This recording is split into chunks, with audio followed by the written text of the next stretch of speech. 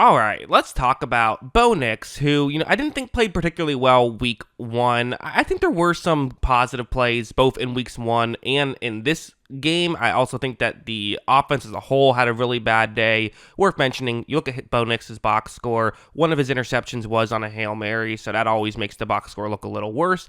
But still, at the end of the day, they only scored 6 points and didn't score at all until the fourth quarter. We got to talk about what went wrong here and also what went right. What were the positives from Bo Nix? I did see some plays I liked from Nix, something like this, for example, which is, to me, him kind of figuring out the NFL game a little bit. It's a zone coverage play. He's going to start off this concept looking towards his left. There's a little bit of a rub route there. Nix is going to take the snap, looks in that direction, and you see that Pittsburgh player gets past the rub very quickly, is over in position to where this just isn't going to work. So Nix very quickly himself is looking over there, and that is definitely a throw he can make. Now, I think you could argue he probably should just throw it right here. Instead, he takes a few steps back and then throws it in kind of a little bit wide. That's not ideal because you're only able to gain a yard or two with that. So while I like to see him kind of getting off his read, moving quickly, all that stuff, I think maybe you would have liked to see him make a little bit better of a throw. But yeah, as a whole, this was, I think a good thing to see if you're a Broncos fan. But to be honest, there were just too many of plays like this with Bo Nix, this is going to be a man coverage concept. It's route going over the middle, can work, and also worth mentioning the situation. There's 8 minutes left in the game, and you're down 2 scores. So getting a score here would go a long way.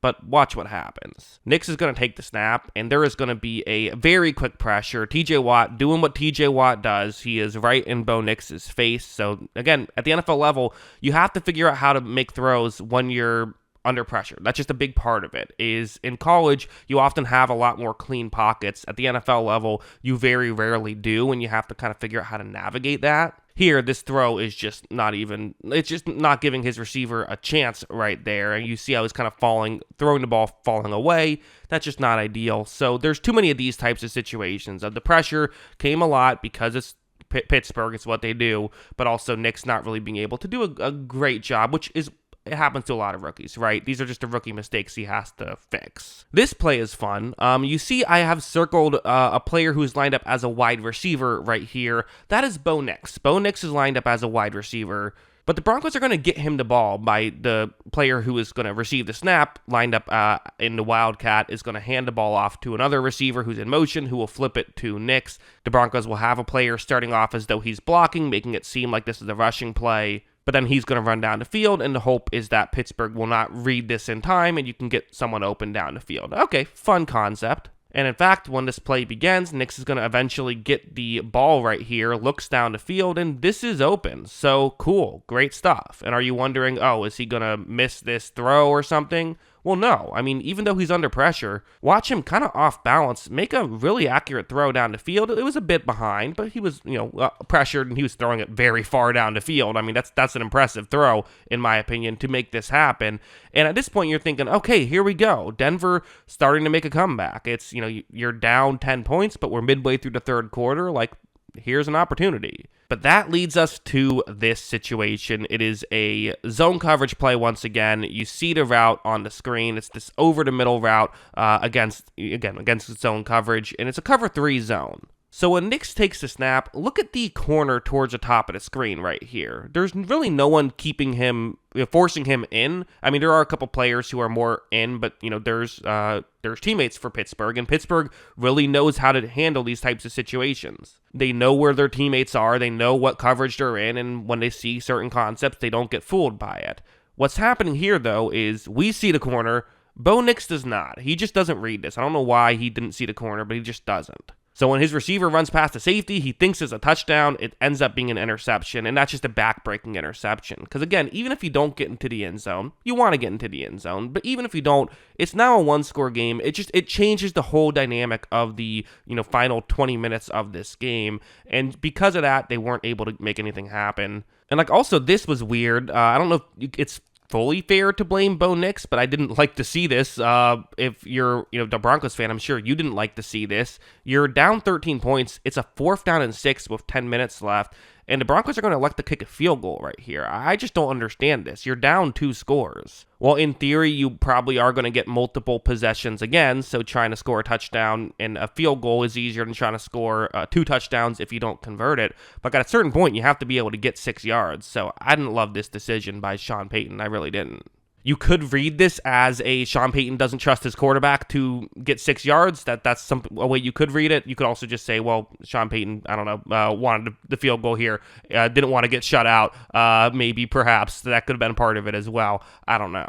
Either way, though, if I was in there, I'm going for it. I would be a much worse head coach than Sean Payton, but I think I would have been better at this call than he was. But then there's just plays like this with Bo Nix that just kind of drive you crazy a little bit, where it's a zone coverage concept. You see a receiver running a route that could get open, and in fact, this is going to work out a lot better than you would have expected. Watch how, while I was giving the Steelers credit earlier for always understanding where they should be, the corner and safety were both a little bit late in getting over here and realizing what was happening. So there is a wide open Denver player. So while I think on a lot of these plays, it is fair to say that, well, receivers weren't getting open, well, the offensive line wasn't blocking. This is a scenario where for Bo Nix, he had a super clean pocket. There was no one anywhere close to him. He has a wide open receiver, and he still misses this throw. And this is just one that, I mean, he would like to have back. There's no getting around it. So again, missed throws happen. Even the best quarterbacks in the league miss throws, but this one stings a little bit when, the situation was bad. You get a good play and aren't able to make it happen. That's tough. So, I mean, listen, the numbers aren't great. The numbers are the numbers, right? Through 2 games, he has 0 touchdowns to 4 interceptions. He has a passer rating of 51. It is what it is. I do have to say, he's had a tough start to the season. I mean, and it's not going to get that much easier. So he played the Seahawks and then the Steelers. Those are 2 good defenses, I would say. The Seahawks, with new defensive coordinator, I think are going to be good.